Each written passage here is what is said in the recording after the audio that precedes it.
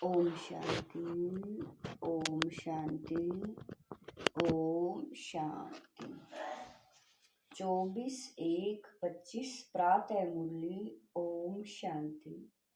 बाप दादा मधुबन। मीठे बच्चे, तुम एक बाप के डायरेक्शन पर चलते चलो तो बाप तुम्हारा रिस्पॉन्सिबल है। बाप का डायरेक्शन है, चलते फिरते मुझे याद करो। प्रश्न है, जो अच्छे गुणवान बच्चे हैं उनकी मुख्य निशानियां क्या होगी? उत्तर है, वह कांटों को फूल बनाने की अच्छी सेवा करेंगे, किसी को भी कांटा नहीं लगाएंगे, कभी भी आपस में लड़ेंगे नहीं, किसी को भी दुख नहीं देंगे। दुख देना भी कांटा लगाना है। गीत है, यह वक्त जा रहा है। ओम शांति। मीठे मीठे शकील दे रूहानी बच्चों ने नंबरवार पुरुषार्थ अनुसार इस गीत का अर्थ समझा। नंबरवार इसलिए कहते हैं क्योंकि कोई तो फर्स्ट ग्रेड में समझते हैं, कोई सेकंड ग्रेड में, कोई थर्ड ग्रेड में। समझ भी हर एक की अपनी अपनी है, निश्चय बुद्धि भी हर एक की अपनी है। बाप तो समझाते रहते हैं, ऐसा ही हमेशा समझो कि शिव बाबा इन द्वारा डायरेक्शन देते हैं। तुम आधा कल्प आसुरी डायरेक्शन पर चलते आए हो, अब ऐसे निश्चय करो कि हम ईश्वरीय डायरेक्शन पर चलते हैं तो बेड़ा पार हो सकता है। अगर ईश्वरीय डायरेक्शन नैर समझ मनुष्य का डायरेक्शन समझा तो मूंझ पड़े गए।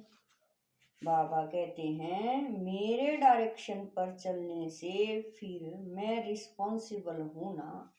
इन द्वारा जो कुछ होता है उनकी एक्टिविटी का मैं ही रिस्पॉन्सिबल हूँ, उसको हम राइट करेंगे। बाबा कह रहे हैं उसको हम राइट करेंगे। तुम सिर्फ हमारे डायरेक्शन पर चलो, जो अच्छी रीति याद करेंगे वही डायरेक्शन पर चलेंगे, कदम कदम ईश्वरीय डायरेक्शन समझ चलेंगे तो कभी घाटा नहीं होगा, निश्चय में ही विजय है। बहुत बच्चे इन बातों को समझते नहीं है। थोड़ा ज्ञान आने से देह अभिमान आ जाता है, योग बहुत ही कम है। ज्ञान तो है हिस्ट्री ज्योग्राफी को जानना, यह तो समझ सहज है। बाबा कह रहे हैं यह तो सहज है। यहाँ भी मनुष्य कितनी साइंस आदि पढ़ते हैं, यह पढ़ाई तो इजी है, बाकी मेहनत है योग की। कोई कहे बाबा हम योग में बहुत मस्त रहते हैं, बाबा मानेगा नहीं। बाबा हर एक की एक्ट को देखते हैं। बाप को याद करने वाला तो मोस्ट लवली होगा, याद नहीं करते इसीलिए ही उल्टा सुल्टा काम होता है। बहुत रात दिन का फर्क है। अपनी तुम इस सीढ़ी के चित्र पर भी अच्छी रीति समझा सकते हो। इस समय है कांटों का जंगल, यह बगीचा नहीं है। यह तो क्लियर समझाना चाहिए कि भारत फूलों का बगीचा था। बगीचे में कभी जंगली जानवर रहते हैं क्या? वहां तो देवी देवता रहते हैं। बाप तो है ही हाईएस्ट अथॉरिटी, और फिर यह प्रजापिता ब्रह्मा भी हाईएस्ट अथॉरिटी ठहरे। यह दादा है सबसे बड़ी अथॉरिटी। शिव और प्रजापिता ब्रह्मा आत्माएं हैं शिव बाबा के बच्चे, और फिर साकार में हम भाई बहन सब हैं प्रजापिता ब्रह्मा के बच्चे। यह है सबका ग्रेट ग्रेट ग्रैंड फादर। ऐसे हाईएस्ट अथॉरिटी के लिए हमको मकान चाहिए, ऐसे तुम लिखो, फिर देखो बुद्धि में कुछ आता है। शिव बाबा और प्रजापिता ब्रह्मा आत्माओं का बाप और सब मनुष्य मात्र का बाप। यह पॉइंट बहुत अच्छी है समझाने की, परंतु बच्चे पूरी रीति समझाते नहीं है, भूल जाते हैं। ज्ञान की मगरूरी चढ़ जाती है, जैसे कि बाप दादा पर भी जीत पा लेते हैं। यह दादा कहते हैं मेरी भल न सुनो, हमेशा समझो। शिव बाबा समझाते हैं उनकी मत पर चलो, डायरेक्ट ईश्वर मत देते हैं कि यह करो, रिस्पॉन्सिबल हम हैं। ईश्वरीय मत पर चलो, यह ईश्वरीय थोड़ा ही है। तुमको ईश्वर से पढ़ना है ना, हमेशा समझो यह डायरेक्शन ईश्वर देते हैं। यह लक्ष्मी नारायण भी भारत के ही मनुष्य थे, यह भी सब मनुष्य हैं, परंतु यह शिवालय में के रहने वाले हैं, इसीलिए सब नमस्ते करते हैं। परंतु बच्चे पूरा समझाते नहीं हैं, अपना नशा चढ़ जाता है। डिफेक्ट तो बहुतों में है ना, जब पूरा योग हो तब विक्रम विनाश हो। विश्व का मालिक बनना कोई मासी का घर थोड़ा ही है। बाबा देखते हैं माया एकदम नाक से पकड़कर गटर में गिरा देती है। बाप की याद में तो बड़ी खुशी में प्रफुल्लित रहना चाहिए, सामने एम ऑब्जेक्ट खड़ी है, हम यह लक्ष्मी नारायण बन रहे हैं। भूल जाने से खुशी का पारा नहीं चढ़ता है। कहते हैं हमको निष्ठा में बिठाओ, बाहर में हम याद नहीं कर सकते हैं, याद में नहीं रहते हैं, इसीलिए कभी कभी बाबा भी प्रोग्राम भेज देते हैं, परंतु याद में बैठते थोड़ा ही है। बुद्धि इधर उधर भटकती रहती है। बाबा अपना मिसाल बताते हैं, नारायण का कितना पक्का भक्त था, जहाँ तहाँ साथ में नारायण का चित्तर रहता था, फिर भी पूजा के समय बुद्धि इधर उधर भागती थी। इसमें भी ऐसा होता है। बाप कहते हैं चलते फिरते बाप को याद करो, परंतु कई कहते हैं बहन निष्ठा करावे। निष्ठा का तो कोई अर्थ ही नहीं है। बाबा हमेशा कहते हैं याद में रहो। कई बच्चे निष्ठा में बैठे बैठे ध्यान में चले जाते हैं, न ज्ञान न याद रहती है, या तो फिर झुटके खाने लग पड़ते हैं। बहुतों को आदत पड़ गई है, यह तो अलग काल की शांति हो गई, गोया बाकी सारा दिन अशांति रहती है। चलते फिरते बाप को याद नहीं करेंगे तो पापों का बोझा कैसे उतरेगा। आधा कल्प का बोझा है, इसमें ही बड़ी मेहनत है। अपने को आत्मा समझो और बाप को याद करो। भले बाबा को बहुत बच्चे लिख भेजते हैं, इतना समय याद में रहा, परंतु याद रहती नहीं है, चार्ट को समझते ही नहीं है। बाबा बेहद का बाप है, पतित पावन है, तो खुशी में रहना चाहिए। ऐसे नहीं हम तो शिव बाबा के हैं ना, ऐसे भी बहुत हैं समझते हैं हम तो बाबा के हैं, लेकिन याद बिल्कुल करते नहीं। अगर याद करते होते तो फिर पहले नंबर में जाना चाहिए। किसी को समझाने की भी बड़ी अच्छी बुद्धि चाहिए। हम तो भारत की महिमा करते हैं। नई दुनिया में आदि सनातन देवी देवताओं का राज्य था, अभी है पुरानी दुनिया, आयरन एज, वह सुख धाम, यह दुख धाम। भारत गोल्डन एज था तो इन देवताओं का राज्य था। कहते हैं हम कैसे समझें कि इनका राज्य था। यह नॉलेज बड़ी वंडरफुल है। जिसकी तकदीर में जो है, जो जितना पुरुषार्थ करते वह देखने में तो आता है। तुम एक्टिविटी से जानते हो, है तो कलयुग भी मनुष्य है। बाबा कह रहे हैं है तो कलयुगी भी मनुष्य है, तो सतयुगी भी मनुष्य है, फिर उन्हों के आगे माथा जाकर क्यों टेकते हो। इन्हों को स्वर्ग का मालिक कहते हैं ना। कोई मरता है तो कहते हैं फलाना स्वर्गवासी हुआ, यह भी नहीं समझते इस समय तो नरकवासी सब हैं, जरूर पुनर्जन्म भी यहाँ ही लेंगे। बाबा हर एक की चलन से देखते रहते हैं। बाबा को कितना साधारण रीति से किस किस से बात करनी पड़ती है, संभालना पड़ता है। बाप कितना क्लियर कर समझाते हैं, समझते भी हैं, तो बात बड़ी ठीक है। फिर भी क्यों बड़े बड़े कांटे बन जाते हैं। एक दो को दुख देने से कांटे बन जाते हैं, आदत छोड़ते ही नहीं। अभी बागवान बाप फूलों का बगीचा लगाते हैं, कांटों को फूल बनाते रहते हैं। उनका धंधा ही यह है। जो खुद ही काटा होगा तो फूल कैसे बनाएगा। प्रदर्शनी में भी बड़ी खबरदारी से किसी को भेजना होता है। अच्छे गुणवान बच्चे वह जो कांटों को फूल बनाने की अच्छी सेवा करते हैं, किसी को भी कांटा नहीं लगाते हैं, अर्थात किसी को दुख नहीं देते हैं, कभी भी आपस में लड़ते नहीं हैं। तुम बच्चे बहुत एक्यूरेट समझाते हो, इसमें किसी की इंसल्ट की तो बात ही नहीं। अभी शिव जयंती भी आती है, तुम प्रदर्शनी जास्ती करते रहो, छोटी छोटी प्रदर्शनी पर भी समझा सकते हो। 1 सेकंड में स्वर्गवासी बनो अथवा पतित भ्रष्टाचारी से पावन शिष्टाचारी बनो। 1 सेकंड में जीवन मुक्ति प्राप्त करो।